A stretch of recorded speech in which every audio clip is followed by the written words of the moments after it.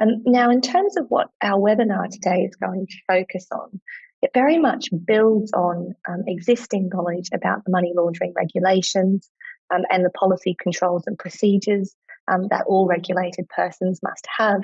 And it assumes a base understanding of the money laundering framework and also the principal offences of money laundering in the Proceeds of Crime Act. That being the background, what I want to do today is really focus on changes to the money laundering framework which have kicked in the last 12 months, draw your attention to some latest guidance, and then look at some of the recent cases and enforcement action which has taken place. Now, let's move on to another, I suppose, change to the money laundering regulations.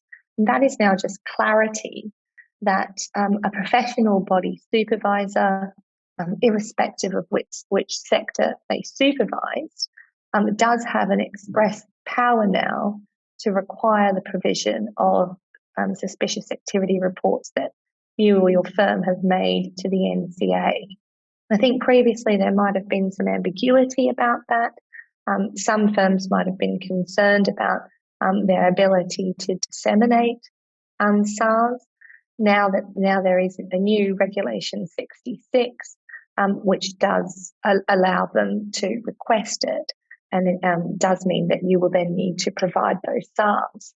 You also had, and really this was just a couple of days ago, HMRC reporting on businesses that haven't complied with the regulations. HMRC, of course, is the supervisor of real estate agents, accounting firms, money service businesses, also art market participants. You had here, what was quite interesting is that what looks to be the first or one of the first fines levelled against an art market participant for failures under the money laundering regulations. That's quite interesting because there's been AMPs being relatively new to the regulated sector, a bit of a grace period to allow them to adjust to it. But then you had a fine of £7,500 dished out for failing to register